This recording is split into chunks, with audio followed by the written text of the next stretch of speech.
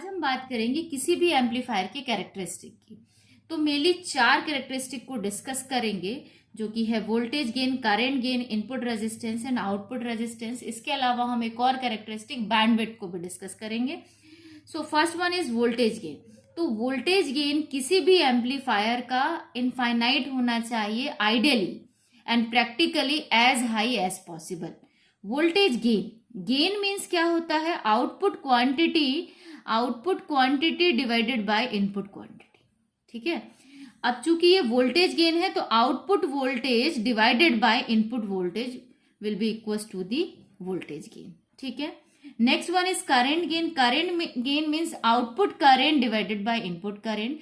Ideally this value should be infinite and practically as high as possible. Third one है आपका input resistance. Input resistance भी किसी भी amplifier का बहुत ज्यादा होना चाहिए। जितना ज्यादा इनपुट रेजिस्टेंस होगा वो एम्पलीफायर उतना ही अच्छा है। क्यों?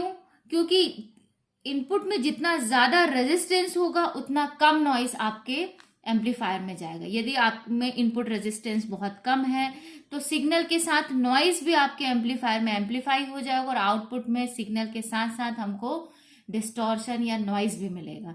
इसलिए किसी भी एम्पलीफायर का इनपुट रेजिस्टेंस बहुत ज्यादा होना चाहिए, आइडियली इनफाइनाइट होना चाहिए, practically as high as possible.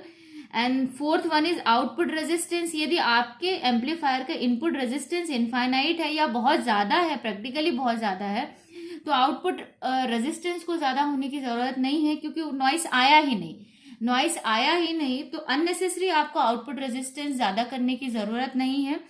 जितना कम आउटपुट रेजिस्टेंस होगा किसी भी एम्पलीफायर का उतना अच्छा है। एंड फिफ्थ वन इज, यदि हम बात करें बैंडविड्थ की, तो बैंडविड्थ क्या होती है किसी भी एम्पलीफायर की? तो bandwidth is a range of frequency eight which the gain is constant. Means जिस फ्रीक्वेंसी रेंज तक किसी भी एम्पलीफायर का गेन क्या है? कांस्टेंट है। ठीक है, कांस्टेंट मींस कि फ्रीक्वेंसी के चेंज होने से गेन में कोई चेंज नहीं आना चाहिए। गेन में कब चेंज आना चाहिए? गेन मतलब कि output quantity divided by input quantity. तो गेन में कब चेंज आएगा? गेन में तब चेंज आना चाहिए जब इनपुट चेंज हो तो आपका आउटपुट चेंज हो।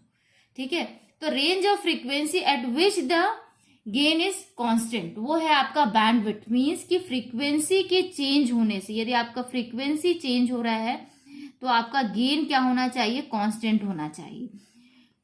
अब ये गेन मतलब कि यदि गेन है आपका आउटपुट डिवाइडेड बाय इनपुट, मैं कह रही हूं कि इनपुट आपका 1 है। ठीक है, इनपुट 1 है तो आपका output is equal to gain. Means कि गेन जब बढ़ेगा तो आउटपुट भी बढ़ेगा। जो आउटपुट की वैल्यू होगी वही गेन की वैल्यू होगी। ओके, तो यदि आपका इनपुट की फ्रीक्वेंसी चेंज हो रही है तो आपके गेन को क्या होना चाहिए? कांस्टेंट। मीन्स आपके आउटपुट को क्या होना चाहिए? कांस्टेंट। आउटपुट को क्यों कांस्टेंट होना चाहिए? क्योंकि आउटपुट में चेंज तभी आना चाहिए जब इनपुट चेंज हो, ना कि फ्रीक्वेंसी के चेंज की वजह से। तो जितना कम आपके गेन में चेंज होगा फ्रीक्वेंसी की वजह से, उतना ज्यादा आपका बैंडविड्थ मिलेगा। ठीक है, तो ये हो गई आपकी बैंडविड्थ की बात।